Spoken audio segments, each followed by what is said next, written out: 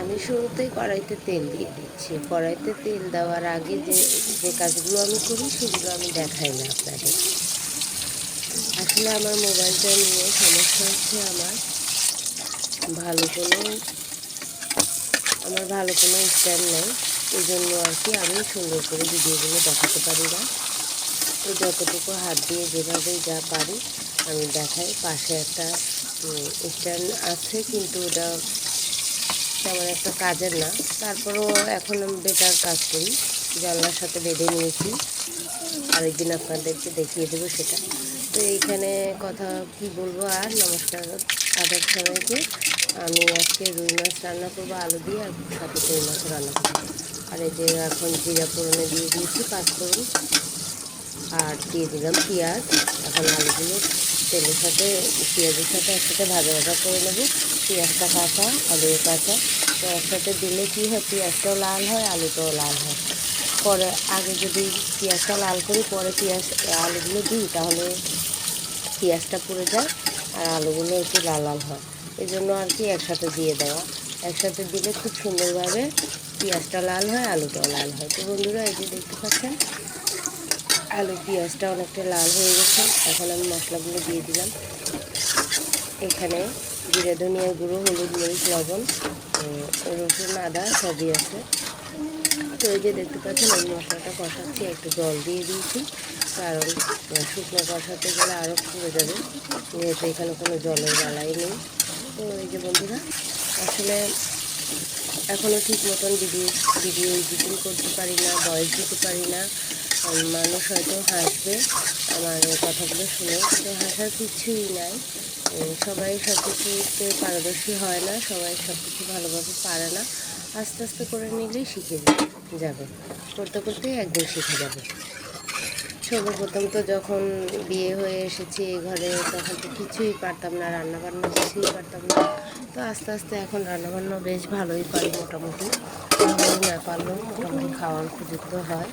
তো এই যে দেখতে পাচ্ছেন, এদিকে আমার তরকারিটা বড় চেষ্টা করেছে। এখন আমি মাছগুলো দিয়ে দেবো। এগুলো হচ্ছে রুই মাছ। আর সকাল হলে আমার এই যে শীতের দিন এসেছে, শীতের দিনে আমার ভয়েসটা একটু সমস্যা হয়। আসলে একটু ঠান্ডার সমস্যা আছে, যার কারণে ভয়েসটা ভারী হয়ে যায় সকালবেলা। আর আমি সকালবেলা চাই না যে ভয়েসটা দিই। তারপর কিছু করার নেই, রাতে হয়ে ওঠে না। রান্নাবান্না শেষ করে খাওয়া দাওয়া করে ঘুমিয়ে পড়ি। বাচ্চা আছে দুটো। ছোটো বাচ্চাটা একটু বিরক্ত করে, ওকে ঘুম পাড়িয়ে দিতে হয়। তারপরে সকালে উঠে আবার নাস্তা পানি বানাতে হয়, এভাবে আর কি দিন যায়। তো এইদিকে হাতে মেখে আমি মসুরির ডালের চচ্চড়ি করবো। এখানে নিয়ে নিয়েছি রসুন, পেঁয়াজ, কাঁচামরিচ, আর এই লবণ দেবো, একটু হলুদ দেবো, মরিচের গুঁড়ো দেবো।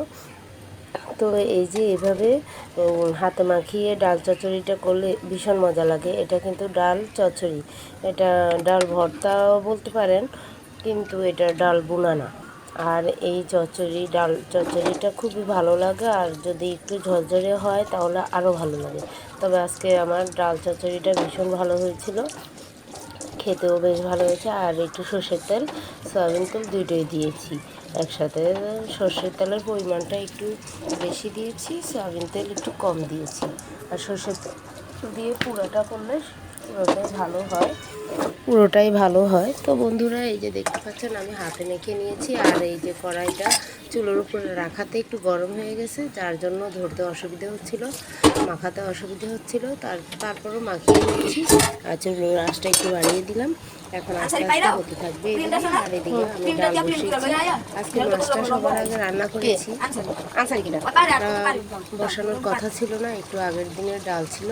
পরে দেখলাম যে আগের দিনের ডালে হবে না সবার, তার জন্য আবার বসিয়ে দিলাম। তো এদিকে ডাল চচ্চড়ি করেছি, আজকাল কোনো হয়নি।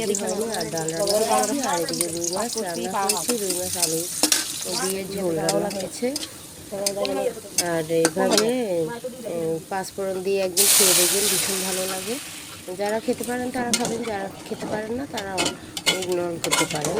তো এই যে বন্ধুরা আমার ডালটাও বাগার দেওয়া হয়ে গেছে। আর আজকে ঘরে দিদি ছিল দুপুরবেলা, তার ঘরে নেমন্তন্ন ছিল কার্তিক মাস শেষের দিকে, তার জন্য দিদি ভাই নেমন্তন্ন দিয়েছিল।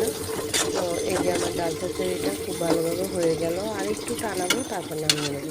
বন্ধুরা ভালো থাকবেন সবাই, আজ এ পর্যন্ত, নমস্কার আদাব সবাইকে।